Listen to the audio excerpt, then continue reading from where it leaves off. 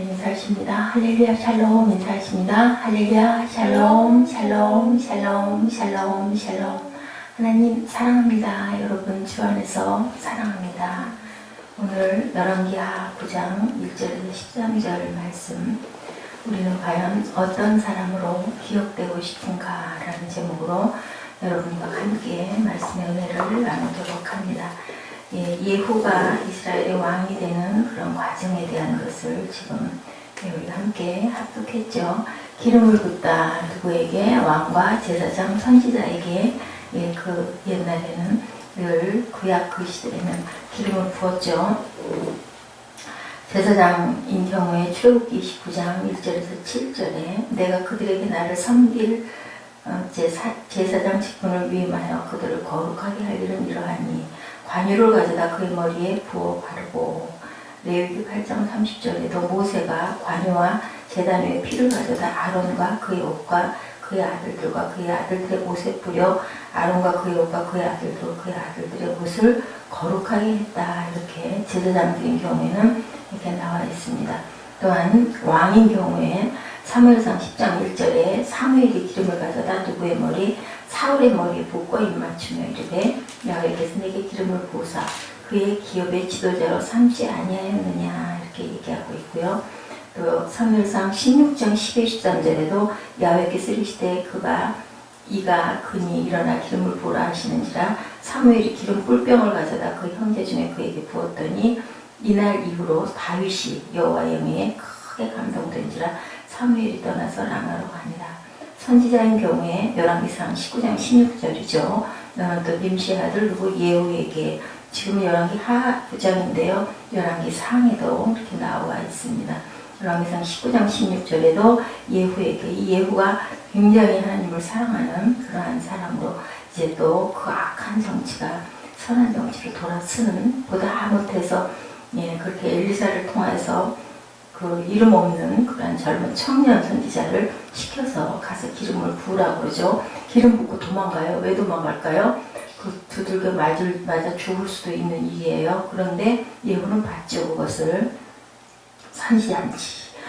지나가다가 우리 지금 이 시대의 말로 말하면 또 미친 사람이 들어와가지고 벼랑간에 당신이 이 나라 대통령이 될 거예요 하면은, 그게 잘하면 뭐예요? 충신이지만 잘못하면 쿠데타가 일어나는 일이니, 그죠? 무서운 일일 수도 있습니다. 그러니까 엘리사가 그렇게 하고 뒷문으로 도망가라고 이렇게 알려준 대로 그렇게 하는 거죠.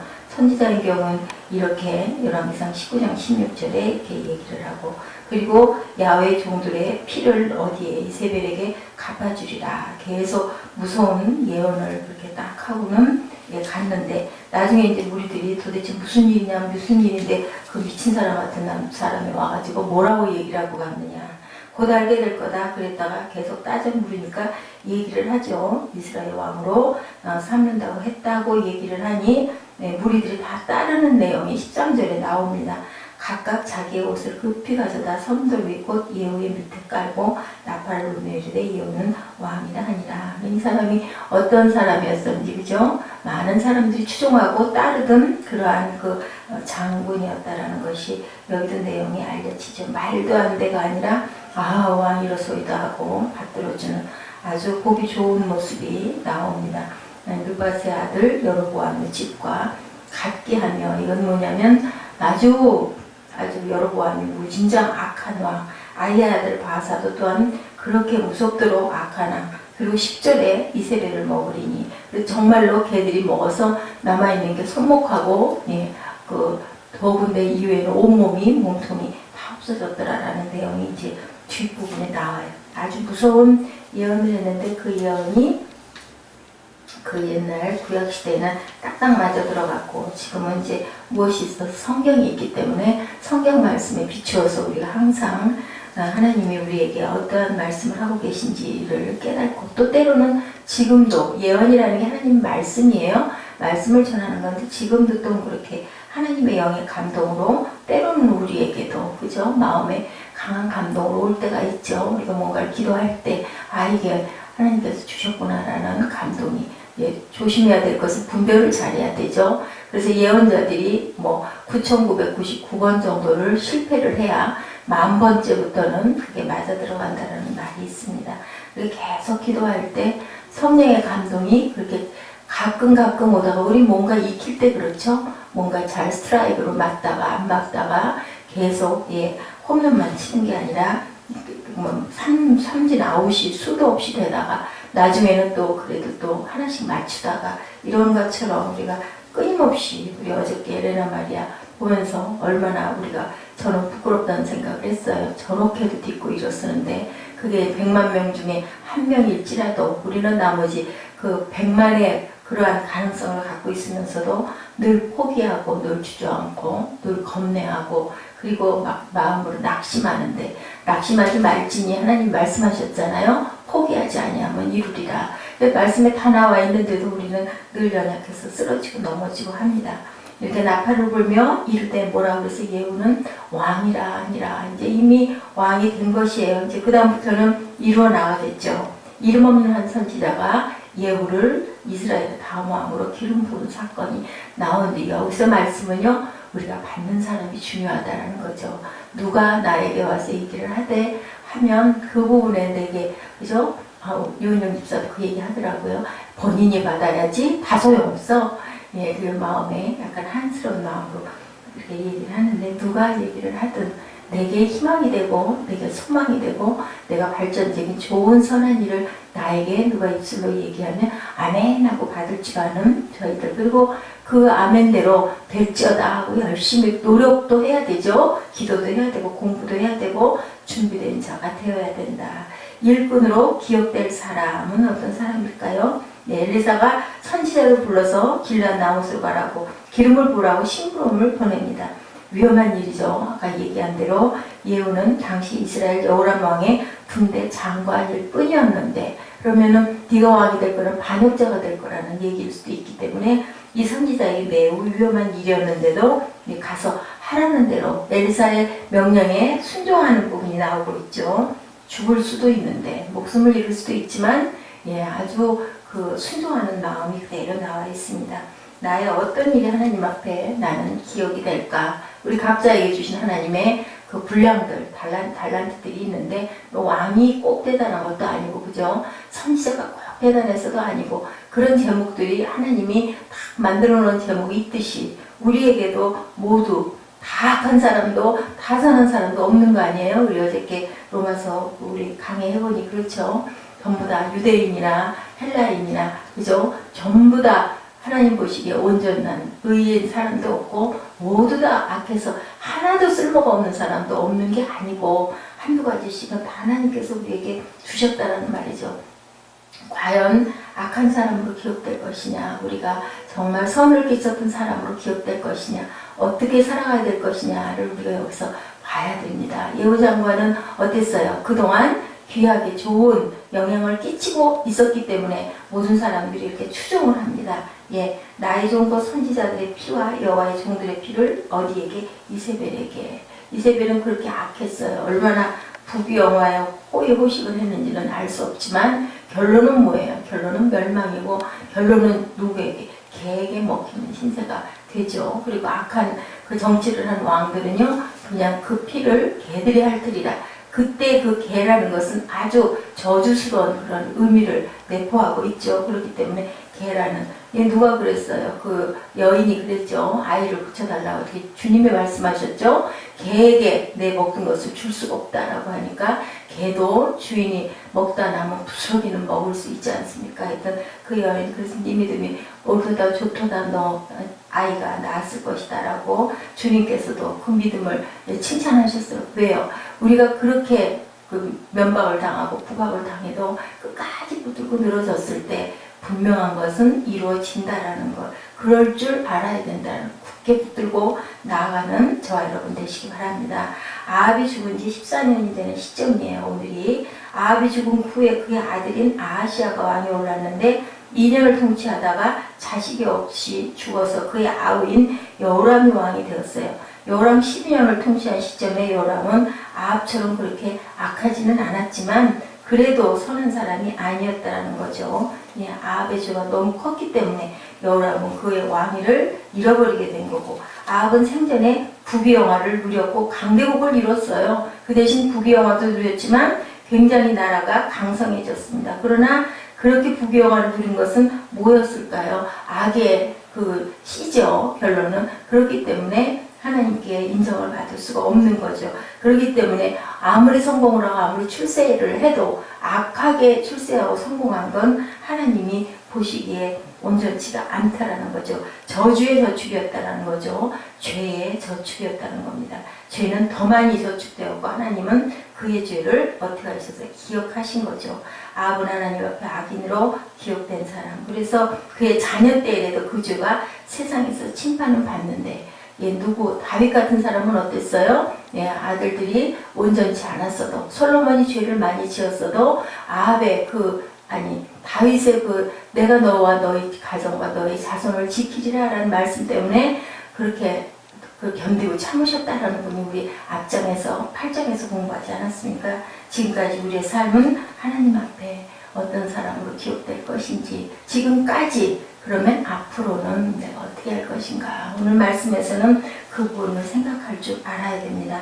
우리가 의인으로 기억되기를 기도합니다. 의로운 자는 하나도 없지만 주님께서 우리에게 의롭다 칭함을 주셔서 도장을 찍어 주셨으니 성령으로 인쳐 주셨죠. 그렇기 때문에 우리는 남은 날 동안은 하나님의 일꾼으로, 하나님 일하는, 하나님 보시기에 정말 작은 것에 충성할 줄 아는 내 삶을 통해서 그렇게 기억되는 저와 여러분이 됐을 때 자녀에게까지도 하나님께서 눈 감아 주시기도 하고, 그죠? 때로는 바라보시고, 아이고 네가 네 엄마보다 네 아빠보다 훨씬 더 나게 믿음이 더 커졌구나 하고 또 칭찬해 주실 수도 있겠죠. 하나님께서 꼭 필요할 때 힘들어서 순종하는 충직한 일꾼들로 기억되는 저와 여러분들이 되시기를 주님의 이름으로 축복합니다.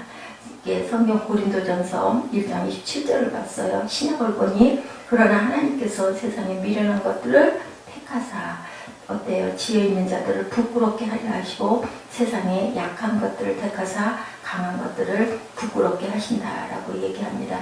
이탈리아의 한 화가 도자기예요. 최후의 만찬을 아주 멋지게 그린 그런 화가가 있었어요. 거기에도 특별히 예수님의 모습을 큰 정성을 들여서 예쁘게 그렸습니다. 그리고 친구가 방문을 했어요. 방문을 해가지고 그 도자기를 보여줬겠죠. 내가 이렇게 이 도자기에다 이렇게 그림을 그렸어 하고 보여줬더니요. 친구는 그 도자기를 보고 예수님의 모습이나 최후의 만찬에 있는 그 모습에 대한 감동을 얘기하지 않고 도자기만 그렇게 칭찬을 하고 너무 아름다운 도자기, 세상에 하나밖에 없는 도자기일 것 같다고 칭찬을 하고 갔습니다. 이 화가인 이 친구가 어땠을까요? 그림을 그렸던 친구는요.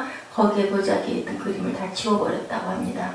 주님을 나타내고 싶어서 내가 열심히 이렇게 그림을 그렸는데 공연히 주님이 돋보이는 게 아니라 도자기가 돋보여져 버린 것은 하나님 보시기에 온전치가 않다 해서 도자기를 전부 다 그 그림을, 그 아름답다는 그림을 지워버렸다고 해요. 예수님 외에 찬란하게 빛나 보이는 것, 예수님 외에 앞장서 있는 것, 예수님 외에 더 커 보이는 것들은 뭐라고요? 우상이라고 그랬죠. 그 화가는 주님을 그렇게 사랑하는 마음이 있었기 때문에 주님이 먼저여야 되는데 내 도자기가 더 빛나 보이면 안 된다라는 그러한 마음으로 그것을 다 지웠겠죠. 우리가 따르고 전해야 할 분은 오직 예수 그리스도라는 것을 우리가 깊이 기억을 해야 합니다. 예수께서 가라사대 내가 뭐라고 그러세요? 길이요 진리요 생명이라고. 우리의 생명 되시죠. 생명만큼 중요한 건 없죠. 세상의 모든 걸 다 이루어도 생명 잃어버리면 아무 소용이 없지 않습니까? 그만큼 귀하기 때문에 나로 말미암지 않고는 아버지께로 올 자가 없다. 그러면 우리는 영생을 잃어버리는 거예요. 생명이 없으면. 그렇기 때문에 주님이 무엇보다도 무엇으로 비교할 수 없을 만큼 귀한 것이라는 것. 우리의 소망을 살아계신 하나님께 두미니 곧 모든 사람 특히 믿는 자들의 구주시라. 디모데 전서에서도 4장 10절에서 그래서 시편 18편 1절에 나의 힘이 되신 야훼여 내가 주를 사랑합니다 라는 고백이 이렇게 나죠. 비행기를 타고 3만 피트만 올라가서요 5,000m 되는 산과 6,000m 되는 산을 내려다보면 그것들은 똑같대요. 어느 것이 높은지 하나도 분간이 되지가 않는다고 합니다. 우리 중에 특별히 잘난 사람도 못난 사람도 없다라는 얘기예요. 하나님의 시선으로 볼 때는 무엇을 세상에서 이루었든 안 이루었든 그게 중요한 게 아니라 아까 제가 말씀드렸듯이 선을 이루는 사람, 그죠? 하나님의 귀한 일꾼들 됐을 때 주님께서는 그 자를 기억하신다라는 거. 세상에서 부귀영화 이루는 거 세상 별 아무 의미가 없다는 거죠. 이 세상에 부족한 것이 없는 사람은 없죠. 누구나 이쪽은 또 조금 여유가 있고 이쪽은 부족하고 이 세상에 아무 쓸모가 없는 사람도 없고 또한 다 쓸모가 있는 사람도 없다는 거예요. 다만 하나님께 기억될 때 선한 자로, 그죠? 충직한 하나님의 명령을 잘 듣는 주님의 모습을 담는 그런 자가 됐을 때 하나님께서는 네가 내 충성된 종이구나 라는 칭찬을 받을 수가 있다는 것을 절대 잊어버리지 마시고요. 대통령이 되든 장관이 되든 법관이 되든 교수가 되든 박사가 되든, 그죠? 모두 주인이 되고 싶어 하지만 이루지 못할 꿈을 꾸고 사는 사람들이 아무리 많아 보여도 아무 소용이 없다는 거죠. 우리는 누구 앞에 주님 보시기에 온전했을 때 예, 우리가 뭐요? 보배를 이 질그릇에 가졌나니, 그러죠? 예, 질그릇에도 보배를 담아놓는 분 누구세요? 주님이세요. 우리가 아무리 못났어도 우리 안에 무엇을 주시면 하나님께서 주님의 그 마음을 주시면 성령이 우리 안에 거하면 그 질그릇도 아무리 천한 그릇도 귀한 그릇으로 쓰일 수가 있다는 거. 아무리 기가 막힌 호화로운 백도자기를 가졌어도 그 안에 핵이 없으면 씨가 없으면 그것은 아무 쓸모가 없는 거죠. 그릇은 쓰여야 되고 옷도 입어져야 되고, 그죠? 모두 반찬은 맛있게 만들어 놓으면 맛있게 먹어야 그것에 생명이 있는 거예요. 그런 것처럼 가장 중요한 거는 우리가 쓰임받을 수 있는 자인 것이 또 더군다나 누구에게 세상 사람에게도 중요할 수 있지만 가장 귀한 건 하나님께 쓰임받을 수 있는 저와 여러분이 되시기를 주님의 이름으로 축복합니다. 오늘도 귀하게 쓰이는 저와 여러분 되십시다. 그리고 하나님께 영광 돌리고 우리 마음에 기쁨과 소망이 가득 넘치는 그런 하루, 아버지가 주신 하루를 감사함으로 쓰시기를 주님의 이름으로 축복합니다.